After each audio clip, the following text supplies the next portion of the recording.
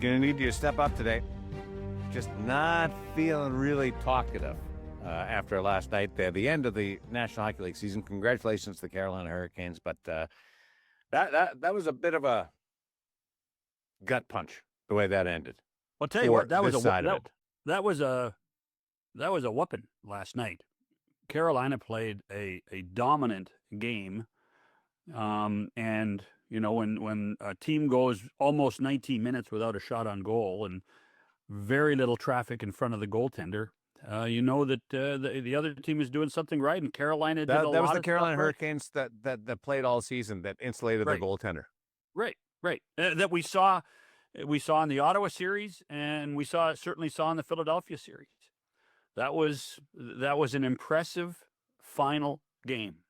So now you have been on the ice for a team winning the Stanley Cup in 2023. You have now been around the team when they lost at home. What can you compare the atmosphere? Yeah, one was much better. Yeah, one was much better. But it looked like there were a lot of Carolina fans in the building. There were. And I will give the Vegas fans credit too. Alec Martinez and I were talking about this because we stayed to watch the presentation and the initial cup hoist before we headed outside for our post-game show duties. And the majority, it probably stayed 75% full, the entire arena, for people to watch the presentation. Vegas fans, majority, and I give them a stick tap for that. But that's the third time, by the way, that the cup has been presented in Vegas in 9 years, which and they've been to the final in 9 years, and they won it once. But it's incredible that one arena gets to host that event 3 times inside of a decade. Well, or if you were with Montreal in the 50s and 60s, they seemed to host it every year. 6 teams compared to 32, a little different. No, I know. I'm just saying. Your odds were a little bit better then. They were. They were excellent. they were above average with those teams. But by the way, they had a couple of chances. I know the Eichel crossbar at the end and the Hurdle opportunity and near the end, but Hurdle had a glorious look in the second period. Yes, and Brett Howden had a breakaway in the first period that didn't quite fall for them. So there was a couple of chances that it just felt like if it was earlier in the playoffs, it would have fallen, and they didn't generate enough, but they needed some puck luck along the way to get them started, and quite frankly, that never happened. I honestly thought going into it, I had a couple of things that then needed to happen for Vegas to win the Stanley Cup, and one was allow 2 goals or less in Game 6. You allow 2 goals or less, I virtually guaranteed myself a victory for Vegas. I didn't see them being shut out in a decisive game like that. A couple of things. First of all, it hurts when William Karlsson couldn't play and contribute. The other thing is that if this wasn't a masterclass in winning playoff series early, because Carolina was obviously by last night the healthier of the two teams. Mm-hmm. And so Carolina's issue all along has been they would get fatigued playing that man-on-man style and in-your-face forecheck, and they would wilt by the time they got to the Eastern Conference Final, and they didn't do that. Well, but I think in essence they had 20 days of rest in the Stanley Cup playoff window.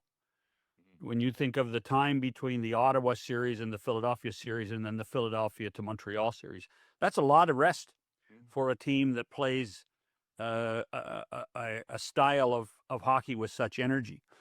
Now, they did lose one guy to injury, and it was a pretty important guy. And somehow, some way, that didn't affect them. And you could make an argument that the change in goaltender, while it was forced on them, might have saved their season based on the number of goals that were going in on Frederik Andersen and then how it played out with Brandon Bussey. Perhaps.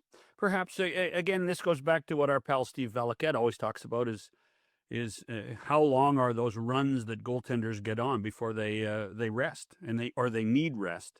Now, this one was a combination of rest and injury. Obviously, there was no rest. Like you thought he was out because he wasn't available? I thought he was out because he was injured, Mhm. but he was also very tired. That's my point.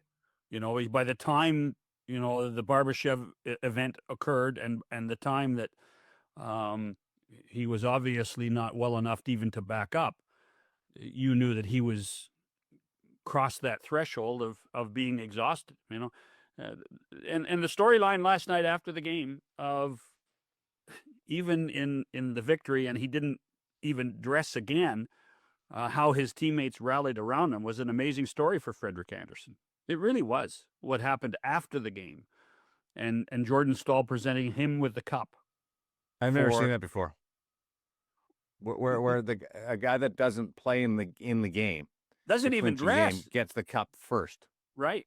But you do wonder if that was a combination of what Freddie had done for them for the last few years and for the first 3 rounds, and the Claude Lemieux effect of when he lost Claude Lemieux, when Claude committed suicide earlier in the playoffs, and it affected Andersen, but he still went out and won some games for them after that.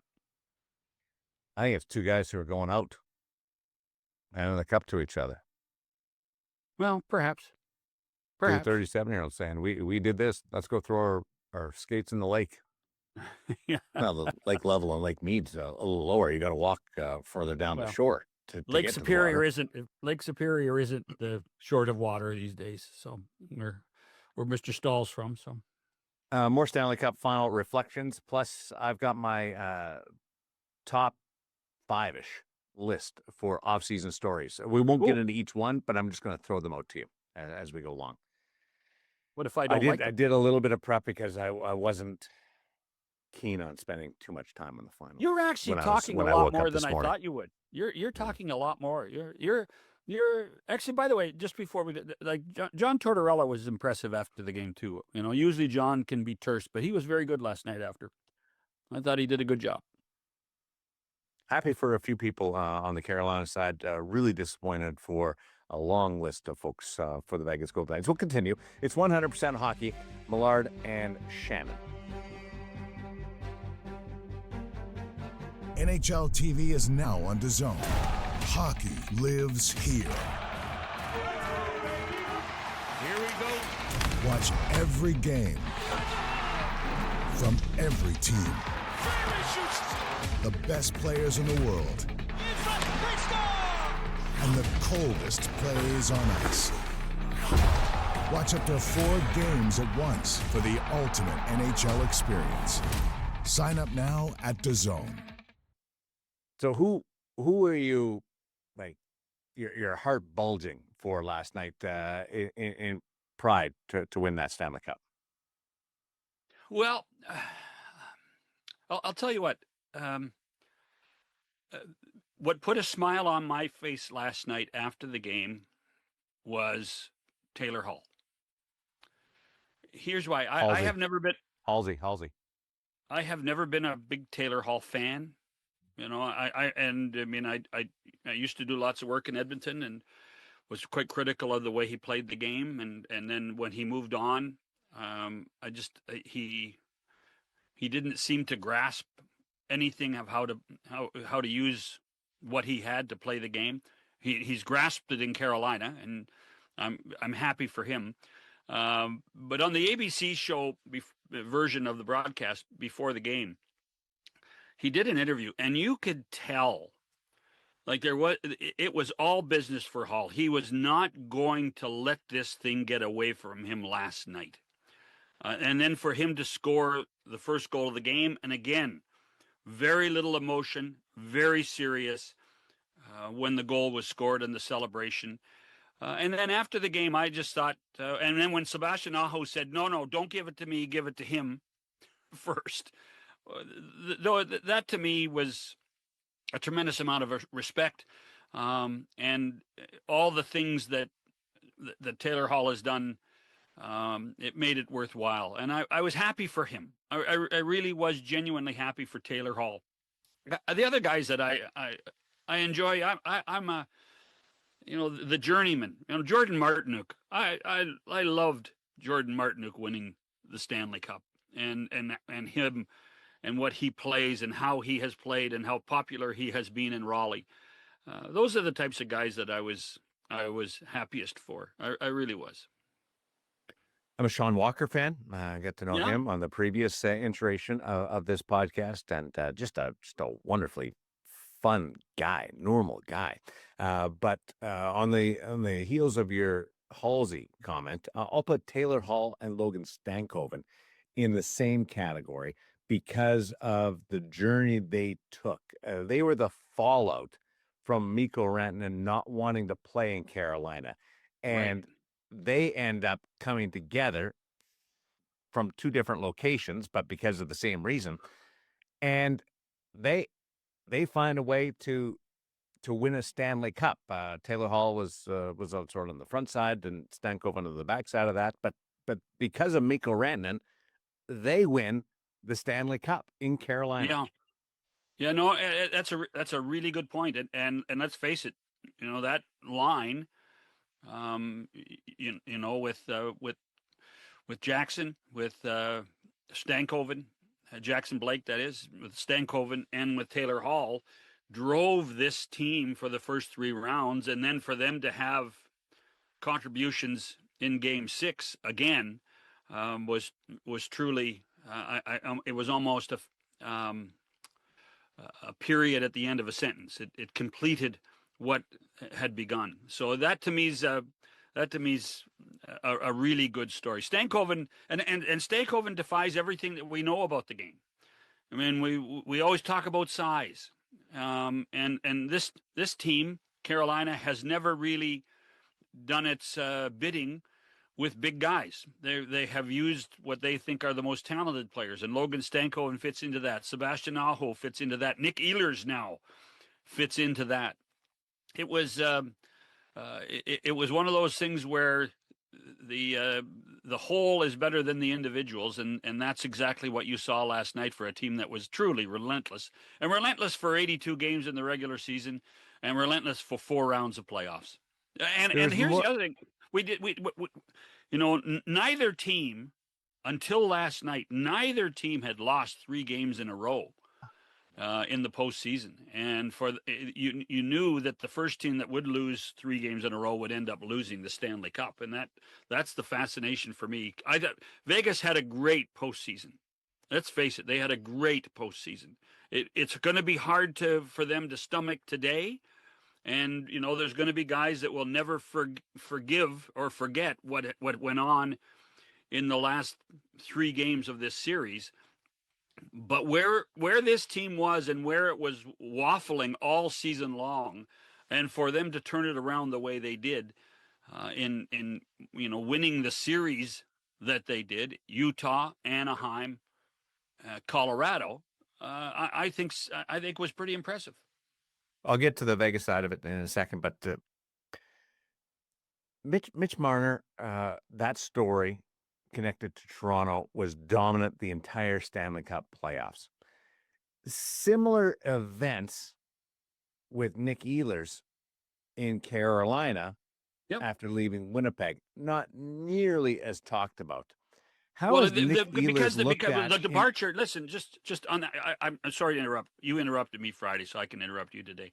The departures were, there was no vitriol in Ehlers leaving Winnipeg. There was none. There was no vitriol. There was a ton of vitriol Marner leaving Toronto.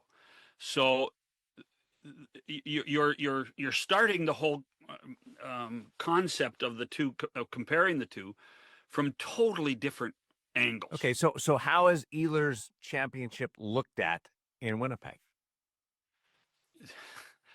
So I'm not sure you saw the interview that he did with David Amber and Elliot Friedman after the game. Well, he cried. He cried because Winnipeg meant so much to him.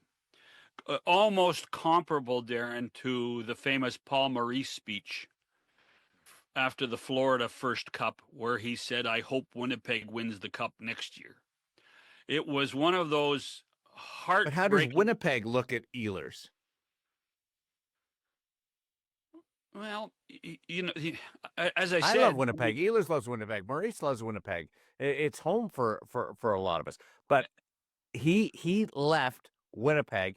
He left a President's Trophy winning team to try to win the Stanley Cup somewhere else because he thought the odds or chances were better to win the Stanley Cup somewhere else. So how is he viewed by the hardcore hockey fan in Winnipeg? Well, no, but I think the practical side of being an unrestricted free agent in Ehlers' case, were Winnipeg going to offer him $8.5 million a year? I mean, we really don't know that, whether Ehlers was going to You're dodging the question. How's he looked at in Winnipeg? Honestly, are they happy? I think, are they sad? Are they mad? I think in typical Winnipeg. No, I think in typical Winnipeg fashion and typical Canadian fashion, we're happy for a guy who gave his all in Winnipeg and now gave Toronto's his all. Canada. They weren't happy for Marner at all. Different. I mean, there are so many bumps in the road in the Marner story. So many bumps in the road. Not just last year at this time with the sign and trade with Vegas, or whatever it was, the trade and sign. I mean, let's go back to the Mikko Rantanen is a theme today. You know, he would not waive his no move to go to Carolina. I don't blame him. His wife was pregnant. It was at the time of year where he thought maybe the Leafs still had a chance. But the fact that it went public and got so controversial, it became a difficult scenario for Marner. It was never, ever very positive for Mitch Marner in Toronto the last year and a half. It wasn't. There was no negativity for Nick Ehlers. There was no viciousness for Nick Ehlers. It was always appearing to be vicious for Mitch Marner in Toronto. So the deal that Eric Tulsky and the Hurricanes made for Ehlers is now a stroke of brilliance. He was one of those guys that they needed to get over the top. And, you know, that wasn't the case with Marner in Toronto. And, you know, now, how did you think Mitch played the last 3 games? Well, I think they all were either out of gas or off their game. That was obvious in the way that they performed and then weren't able to score in the final. Eric Tulsky does deserve credit. He comes at this job differently. He's underpaid. He is underappreciated. Yes. He is not one of the more bigger names or faces in the game. He'll be hugely popular when he walks that concourse that he does all the time during intermissions and before the games now. But he tried 2 different ways to get this team over the top last year in the Rantanen deal. And then when that went sideways and they weren't going to be able to have the extension, he didn't just stick with Rantanen. He flipped him, which was just a second. And then he tried to flip him to Toronto. That didn't work, and adjusted on the fly and made it happen with Dallas. There was a lot of moving parts in the middle of last season, and it didn't work right away, but he was able to do enough without having to bite the bullet for another expression and just take his losses. He got his team better. What I was going to say is I think you can even precede it, because remember the year before they went and traded for Jake Gensel and tried to get Gensel signed, and he ended up leaving as a free agent to Tampa. I mean, this organization and this manager has been as much as he's a a low-key guy and doesn't get the limelight. He's a bit of a riverboat gambler when it comes to this kind of stuff. And it's funny, last night post game, neither broadcast recognized Tulsky on the ice. Neither broadcast recognized Tulsky when he raised the cup, which I found fascinating, because in previous years, if it was Bill Zito or Stan Bowman or Kelly McCrimmon and George McPhee, they got there. But there's little Eric Tulsky on the ice. I know what he looks like. I'm quite frankly, I'm not sure what if the cameraman or the producer director knew what he looked like. And that's his lot in life. The announcers know. Yeah, but they may have been distracted doing other stuff. So it was fascinating. I mean, and really that what's happened in Carolina, and that's not a knock at people. That's a reality. Carolina has taken this concept of Rod Brind'Amour being the face of the franchise, and Rod carrying the mantle for the organization, for ownership and for management, and making Rod that body that people talk about. Copycat league. What do teams copy from Carolina? Well, I don't think anybody. Nobody's playing man-to-man. Like I was going to say, we're not going to have 15 teams playing man-to-man next year. And they play man-to-man everywhere on the ice. Yeah, I'm not sure that the energy that is created by this organization. I'm not. First of all, I'm not sure you can play that way in the Western Conference. Well, Rantanen was fine with Raleigh. He didn't want to play that man-to-man style. That's why he didn't stay. Yeah, no, but my point is I think when you add the extra travel, another wear and tear on the body, and when you consider what the man-to-man does, I don't, the copycat, I don't know, because Carolina has been close before. Carolina has been to conference finals before. But they always ran out of gas. So why would you copy that? But now that they've won, what do teams take from the Carolina championship that they can pluck and put into their own system or organization? I think what do you think Carolina's best strength is? Depth. Right. I think that is. I think that's the key. The depth is their strength. And they put zero money into their goaltending. Well, but other teams have done that over the years too. Other teams, the Detroit Red Wings. This was extreme though, John. Kochekov, Bussey, and Anderson. Did it total $6 million? Yeah, 3 guys. By the way, when the year Vegas won the cup, what was the total for goaltending in Vegas that year? Well, they used 5. No, but by the time they got to the Stanley Cup Final, yeah, there wasn't much money in that. Well, yeah, quickly backing up. He was making a good chunk. Yeah, but the other guys were making nothing. Nothing. So I tell you what, I'm not sure that there are things that are copyable, if that's a word, from this organization, because it's run differently. The question might be, and if you're an NBA fan and you're talking about the Portland Trailblazers, Tom Dundon's going to tell everybody that he's been proven right the way to run a hockey club and run a sports franchise. So the copycat nature of what the Hurricanes are doing may not be down the line in the hockey operations department or down the line in management. It might be how ownership runs things. That may be where the copycat level occurs. If I'm an owner, scares a lot of people. No. Well, again, just the facts, man. If I'm an owner of a team and I look across at the Board of Governors meeting and I see Tom there, I might walk up to him and says, what did you do that was so special? And he said, well, he's going to tell me 3 or 4 things. And there's lots of people that won't necessarily like those answers, but that is a reality of where perhaps the biggest impact and change could occur with a few hockey clubs.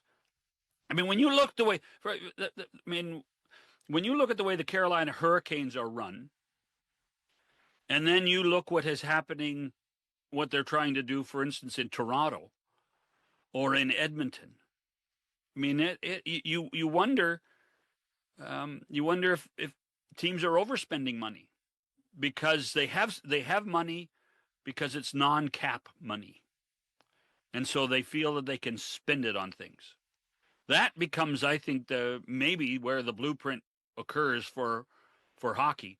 Everybody, there are teams that won Stanley Cups with not much money in goal. There are teams that have won Stanley Cups with depth. I'm not sure that there have been teams that have won the Stanley Cup with that level of energy every shift, or as you talked about, playing a style that is hard to play in the man-to-man. Yeah, the energy comes from man-on-man. That's they're connected. Yeah, they are. Yeah, and so I'm again, to your point, I'm not sure anybody can play that, or many people can't play that. So Rod Brind'Amour, how much credit does he get?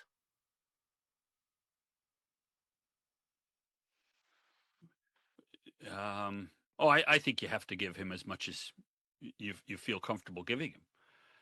Okay, how much is that? He sets the tone. 80%? Is that 100%? Is that 70%? Well, the players still play the game, right? But he's been able to get all these guys to buy in. Not everybody buys in. That's why coaches change. Because, I mean, he's now there 8 years. The longevity of the coaching is an amazing story. And Daren, you had heard the stories at a certain point. People were growing tired of Rod, maybe year 5 or 6, but they've been able to change the direction of the team and have done an amazing job. I think he deserves as much credit as you want to give him, understanding that the players still play the game. And in many ways, what a good coach does is deflect away from his team. And so the team doesn't have to answer all the questions, I think he's done a marvelous job, remarkable job. And to have that type of energy. Now, it's, as well as I do, that he's relentless. He's relentless on officials. The league had to talk to him at least a couple of times during the playoffs to back off, so from that perspective, that's just his competitive nature. And then his game plans are pretty simple. But you have to give him credit. You have to give him and give him credit in a more than other coaches. Had the Golden Knights won, the answer would have been John was just, the custodian. John didn't change much. He just had the guys refocused. So yes, more than other coaches. Paul Maurice's attitude the last couple of years, I think he would tell you, is that my job was just to, set the game plan, let the boys play. I think Torts Rod was stay out of the way. Yeah, and I think Rod was much more complicit in what the players were doing just because of his relentless nature. I really do. Interesting thing about Carolina, perhaps the most interesting, despite all the different avenues we've gone down, is they were not considered a cap team this year. No. They had plenty of space. And they won the Stanley Cup. Yeah. Well, again, that goes back to Dundon and Tulsky, doesn't it? Goes back that hasn't happened, by the way. You don't win the Stanley Cup with as much room as they had. Yeah, no, it's a good point. It's a really good point. And memory serves me. I could, other than Anderson, Bussey, Kochetkov. Didn't they use the same 18 skaters every game in the playoffs, in the final? I think they did. I was more focused on another team, so you'll have to. I think they did. I think they did. Cement that one for me. Yeah, I don't think they had any. And health is so important. Win your series early, baby. Take a break, and we'll get to the health side of things and a couple of comments on the Vegas Golden Knights and my top 5-ish stories for the NHL offseason. It's 100% Hockey with Millard and Shannon. With the NHL app, you can listen to every NHL game right from your phone. And with home and away broadcast feeds, you choose your way to listen. And he scores! Whether you're at work, at the gym, or stuck in traffic, the NHL app puts you right in the action all season long. Every team, every game, everywhere you go. Download the NHL app and never miss a moment. Vegas, I feel terrible for Brayden McNabb. After what he was hurt a couple of times in this run, but the high profile, the one that everybody remembers in the final, taking the puck to the face, didn't get a shot block, but he had surgery in the hospital and comes back, doesn't miss a game, and is the cage on his face, and man, and plays well. And plays well. Yeah. No. Yeah. That was the story, the Vegas story. Like that, Mark Stone lists Stanley Cup. He gives it right to Brayden McNabb. After all of that in my mind, that's how that was going to play out. Well, there's no question, and he's what's this, year 13 or 14 for him, and he's playing the best hockey of his career. He has been playing that well. I mean, and this is a team that, was the last 2 or 3 years was built around, your pal Alec Martinez and Alex Pietrangelo, and to lose veteran players like that, and then to have McNabb take the mantle was very impressive. There's going to be it's going to be fascinating now to see what happens in Vegas, not only with the coach, will John Tortorella stay? What happens to Rasmus Anderson? Will he sign? What happens in goal? I mean, if I'm Aiden Hill, am I disappointed that I didn't play 1 second in the postseason? I think you have to be. I would think so. Yeah. So what happens there? Why were you hesitant? And I've heard this before from other people. Boy, you think Aiden Hill's disappointed? Yeah, he's got to be pissed off that he didn't play. Not pissed off at Carter Hart or Sean Burke or anybody, but he wants to be playing. Right. Yeah, no. I'm just trying to be polite. That's my nature. I'm trying to be polite. Yeah. No wonder I didn't see it. Okay, so what's your 2023 Yeah. Vegas, when they won, to a player said they could have played 2 more series. They felt so good about themselves. And you see the attrition that the Stanley Cup playoffs at times take on you. And certain years, it's survival of the fittest, to use that expression. And Carolina was certainly the fittest, healthiest team at the end with Vegas banged up. And let's be honest, too. Vegas, it wasn't just the 4 rounds of playoffs for Vegas to get to the playoffs. When you think the change in coach with 8 games to go, when you think of what they had to do to cement their position in the postseason, the Utah series was not an easy series to play. That first one, and even though the Colorado series was only 4 games, you know darn well that Colorado's a physical team. So they got to the end of the 3rd round, and you could get a sense, even though I picked Vegas to win. I did pick Vegas to win in 6 games. I just thought that the high-end guys in Vegas would outperform the team that is the Carolina Hurricanes. And so from that perspective, for them to be unable to do that is interesting. And I'm not I can't be critical of Jack Eichel. There's people are wondering what Eichel he worked his ass off. You could sense it, particularly in the last two games that you talked about at the beginning of the show, puck luck. Jack had no puck luck at all, none, zero. And the other thing was, just from a tactical perspective, I don't think Vegas shot enough. Vegas had to shoot more. Too many passes, not enough shots. Too many passes, not enough. 5 shots. and 6, they tried to shoot more from places. There was a power play last night. Yeah, power plays I put in a different category. Oh, shoot the darn puck. Just shoot the puck. Come on, create traffic, shoot the puck. Brandon Bussi is not the reincarnation of Turk Broda. He's not. What? Turk caught with his left. Terry Sawchuk would have been a good comparison. Where's he? He's probably from Manitoba, isn't he? Sawchuk is. Yeah, I know. Actually, they both are. I know. Yeah. I must admit, I was trying to think of a right-handed catching goaltender, but I couldn't think that fast.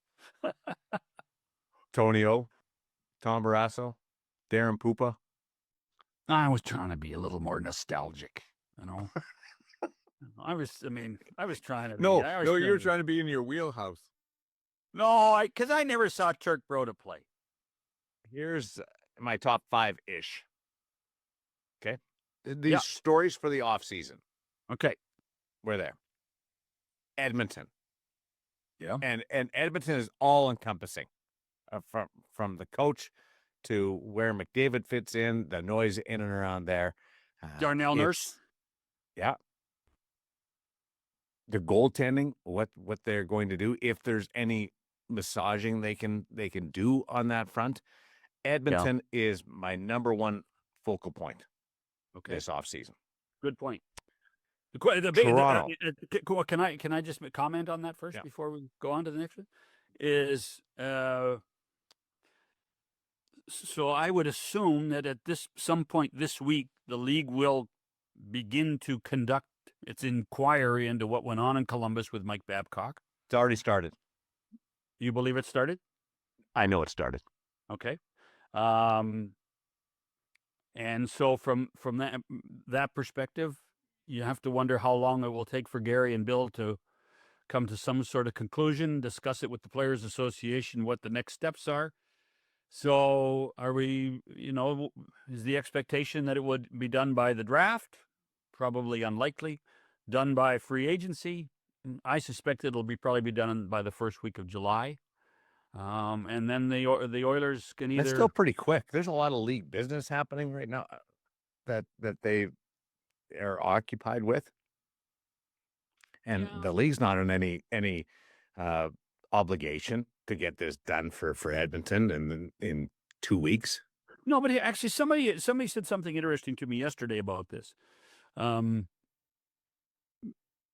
It's important, and you may think you don't agree with this. It's important for the league to make sure that Connor McDavid is happy.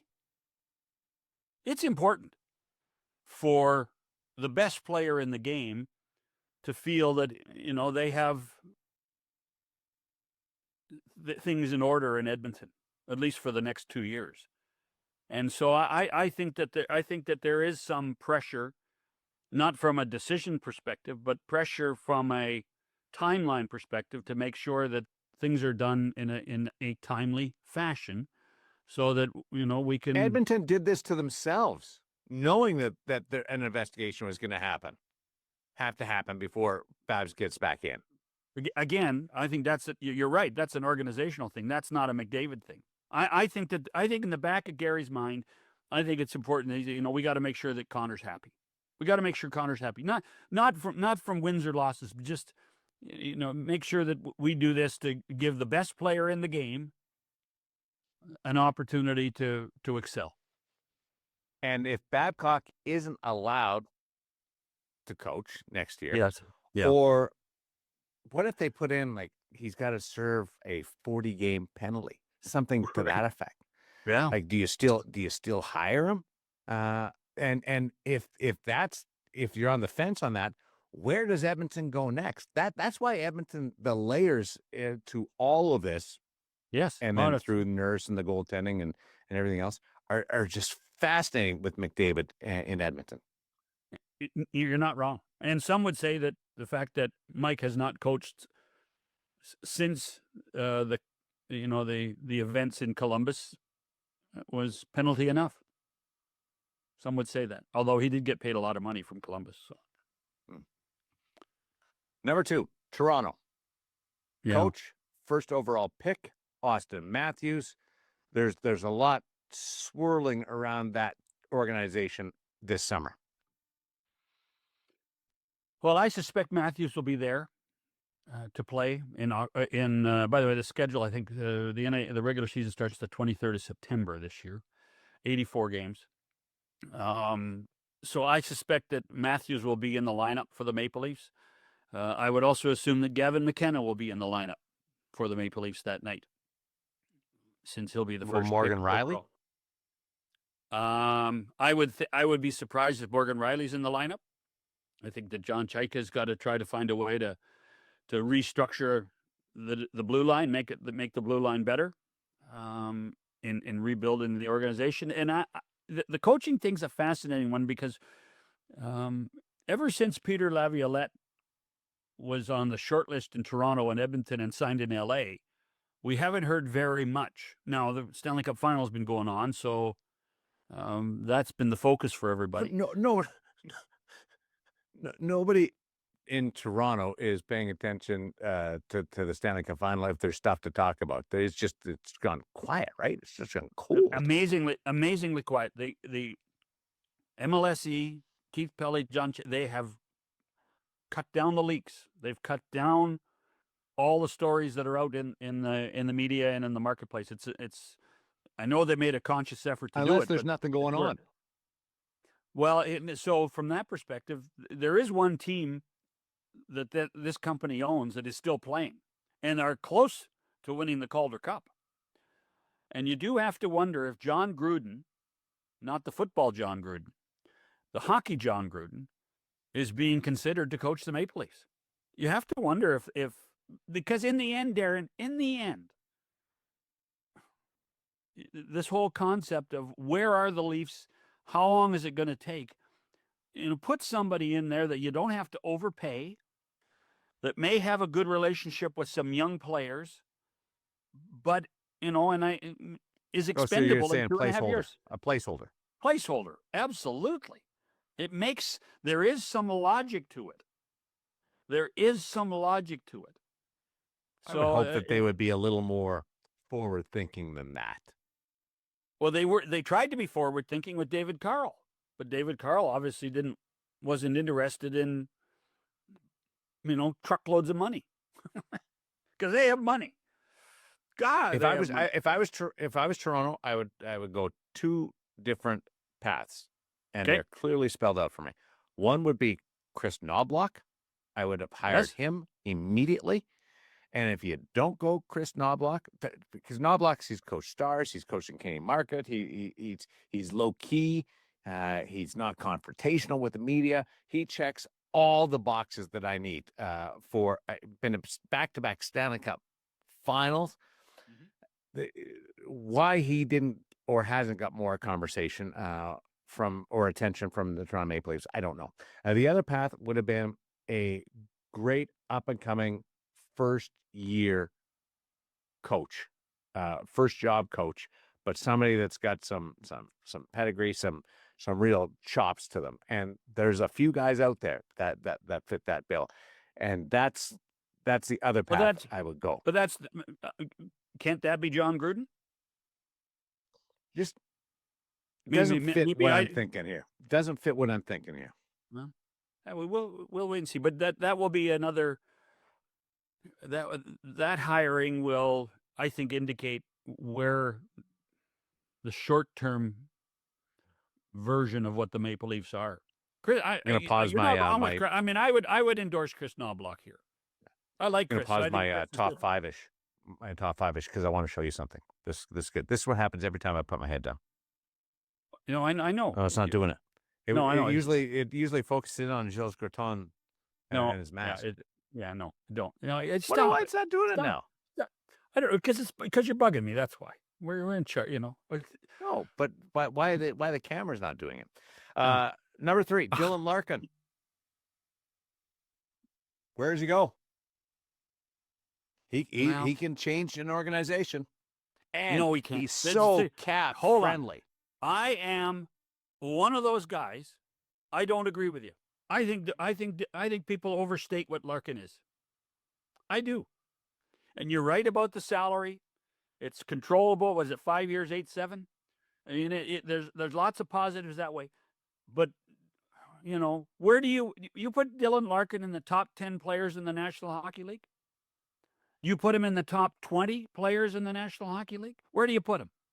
I think you put him down the middle on your team. He's not going to be your number 1 center on a championship team, but he can be 2, 3, and give you all kinds of depth. You answered my question. He's not a number 1 center. He's not a number 1 center. So for anybody to go out there and acquire him, they don't want to overpay. And Steve is going to have to find a way to manage this in order to. But at 8-7, is that not a number 2 center? No. I'll tell you what. I think that Dylan Larkin has been put on a pedestal. He was a great player for the American team down the lineup. Dylan Larkin is not in the same breath as Jack Eichel, as Connor McDavid, as Leon Draisaitl, as Austin Matthews. He's not. So let's understand what Dylan Larkin. So is he at the bottom of that group, or is he at the top of the next group? I think he's at the top of the next group. That's fine. That's great. That's perfect. That's what teams are looking for. Well, but he would. He's not a number 1 center. He's a number 2. He's a number 2, a star number 2 centerman. Yeah. And which so is whoever acquires him, if it's on the 3 teams on his list, Florida, Minnesota, or Vegas, he would be number 2, which would be great for those organizations. Right? Well, but if I'm Steve, I need ransom. I need a ransom for him. You're not getting it, Steve. Sorry, I know that, and that's the dilemma. You understand. That is the dilemma that Steve's been put in. Dylan Larkin sits there. He says, "I want to change because Dylan, you're part of the reason why they didn't make the playoffs. You are part of the reason. So you should point the finger at yourself every once in a while, not just at management, just at the coach." Dylan kind of pointed the finger at other places, other years. That's my point. Not getting enough help. Is he right? Dylan, has he been wrong on that? Look in the mirror too. Look in the mirror too. I get it, but I don't think that team has been put together as productively as they could have been. Goaltending was always a soft spot. Forward help. They didn't do anything last year. They did stuff this year. Right decisions. Free agent signings that haven't worked out. There's been what do you do with Patrick several Kane missteps. Was Patrick Kane a good decision? Yeah, but was Kopp a great decision? There's a couple of guys there like Mason Appleton and Andrew Kopp that did not pan out. Yeah, no, you're right. Oh, you're right. But at the time, I'll tell you what, when Andrew Kopp left the Rangers and signed with Detroit, I thought it was a great signing. I really did. So I just in all of this Dylan Larkin stuff, I just think that Dylan Larkin should look in the mirror every once in a while. Maybe that's he did. all my point is. Maybe he was going to do this last year and said, "No, I got to be better." Let's see. Let's give him another chance. Well, that's not last year was the famous speech. Maybe. Number 4. Maybe, What's number 4? Number 4 on your list. What's Minnesota. Number 4? Do they acquire Larkin? Dylan Larkin. Do they acquire Larkin, or do they extend Quinn Hughes?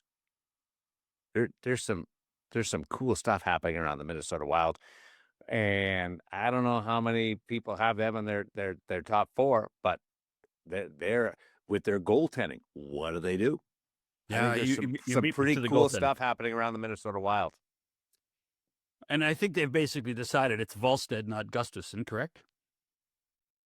Based on the playoffs, yeah. Well, that's so. But goaltending tends to be fleeting. I don't know whether you've followed any of the hockey lately. But I know it drives you nuts. That's why it's crazy. I mean, what have you done for me lately? That's why you don't ever look at signing goaltenders. Well, remember when Sergei Bobrovsky signed in Florida? Remember? And Dale Talon was, are you nuts? $80 million for 8 years? Are you crazy? Well, Dale wasn't there to enjoy the 2 Stanley Cups. Okay, what's the Florida do in goal? Because I think Florida has to massage their team as well. They are on the outside of the attention focus right now, or scope. But there's some adjustments that are going to have to happen, and there's big decision in goal, both with Bob. Like he made $80 million. Does he want to play there? Do they want him to play there? And some other just little tweaks that they have to make to give themselves open up their window a little bit more. So what I'm told is that Bobrovsky, just the biggest argument with Bobrovsky is term. Money's not the question, but term is. Yeah. What would you go for a term with him? Me? 2 or 3? I'd go 2. Well, I'm being nice. Now, he takes care of himself. But he wants 6. He wants 6. There's no chance I'm taking 6. I know. Well, 2. You know what I'm doing? I'm going, Bob, I'll give you 2. No? Okay. Well, did you see who just won the Stanley Cup in goal? I'll go figure it out. Yeah. Well, they could. By the way, the last 2 years they got rid of Spencer Knight and Brandon Bussi. Yeah. So they do have well, they've had no, they have Bussi was taken from them. He was on waivers. They had to. They're trying to sneak him through. They didn't want to get rid of him. You take a bit of a hit. That's low hanging fruit from you. I'm disappointed that you would blame Florida for that. I'm just saying they've lost 2 quality goaltenders in the last 2 years. That's all I'm saying. I might have just talked myself into a 1-year extension for Sergei Bobrovsky, max, based on what we've seen. Well, first of all, I think that's the only question mark in Florida at this point. When you think that Sasha Barkov's coming back and is healthy, they've got a lot of these guys still on long-term deals. You know, the core of this group is together, at least I think for 3 more years, Darren. So that becomes a real question. If you can solve the goaltending issue, and I don't think Tarasov is the answer there. I really don't. That's going to be a real challenge for Bill Zito and his crew. So, but I would hope that if they can find a compromise, you're right, for 2 years for the Bobrovsky, and then they can work on other things with the cap going up over the next couple of years, then great. But I hear 5 Stanley Cup winning goaltenders: Darcy Kemper, Aiden Hill, and then Bob twice, and Brandon Bussi. These are the guys that were in net at the end. Yeah. Kemper wasn't his team's guy this year, and he's 2 teams removed from the Stanley Cup winning team. Aiden Hill was the backup on his team. Bobrovsky didn't make the playoffs, and Bussi wasn't in the NHL last year. Yeah, no, I know. I'm not going more than 2 for Sergei Bobrovsky. No, I guess Sergei's moving on then. Okay, what's your last one? Number 5. That was my last one. Florida. Oh, it was? Oh, okay. Yeah. Just the different. See, it was so smooth. The segue. Modest, too. Let's take a break. We'll come back with final thoughts the day after the Stanley Cup Final concludes and the National Hockey League season wraps up. It's 100% Hockey with Millard and Shannon. NHL TV is now on DAZN. Hockey lives here. go. Watch every game from every team. The best players in the world. And the coldest plays on ice. Watch up to 4 games at once for the ultimate NHL experience. Sign up now at DAZN. Disappointed in your take on the Dylan Larkin side of it. Why are you related? That was a very parental. I was going to say, are you related to observation. Dylan? You related to Dylan? No, but I do like him. Yeah. Good. And I think you're being guided by your feelings of respect and admiration for Steve Yzerman. No, I'm not. I'm being pragmatic about what a number one center is supposed to be. And I think He's that there's not been a lot number of, one. He's not going to be a number one center wherever he goes. That's the thing you got to get through your head. No, I understand that. But I think there's a lot of Red Wing fans that think this is the be all and end all. And it's not. And at some point, you have to look in the mirror. Part of what's going on in Edmonton and all this Babcock stuff is that I think Connor and Leon have looked in the mirror and say, you know what, we 97 and 29, we need more structure. We need somebody to be hard ass on us. I'm not, it's not just structure for the rest of the team. It's be hard on Connor and Leon. I think that's what they're asking for. And I think that's, I think Dylan's got to look in the mirror. That's all. By the way, I know you won't like my next take, but I'm actually happy that the series ended last night, because I'm not sure I liked waiting 2 days for Game 6, and I wouldn't have liked waiting 2 more days for another game on Wednesday night. I know you would have, because it's the Golden Knights have a chance to win the cup, but God, dragging it out. It's something that they have to try to look at. And I know because the NBA does the same, and we have followed suit, particularly when they're on the same network in the United States. But 14th of June is a good time to end the Stanley Cup playoffs and the Stanley Cup final. It's good. Well, they played 3 games in 5 days to start. 4 with the overtimes included. Then we would have had 2 games in 6. In right? 6. Yeah, and just I woke up yesterday morning thinking, oh, it's Game 6 today, and I had lost all my momentum on the Stanley Cup final. It took me another 3 or 4 hours to recharge, and I can only imagine. Don't you have supplements for that? That I have supplements for other things. I'm not going into it though. Anyway, it's. I know it's disappointing for Vegas fans, but 14th of January. Don't try and 14th of June. Say, I know 14th of June. Disappointing, and then rub it in our face. Don't do that. I'm not rubbing it in your face. I'm not rubbing it in your face. You know what? I'm going. Here's my last take. Okay. Going for a ride. See ya. Oh my God. You got it. I hope you wear a helmet. Oh, I wear a helmet. I got bike radar. I've got everything going. I'm going to put on a good... You could be like the Michelin Man. You might need to be the Michelin It's not Man. aerodynamic enough. Too much drag. Doesn't matter. It's safer. It's safer. You can't get into that aero tuck position. The big wheel in front of you. I've got one of those. I'm trying to get rid of it. The spare tire. We'll talk to you next time on 100% Hockey with Millard and Shannon.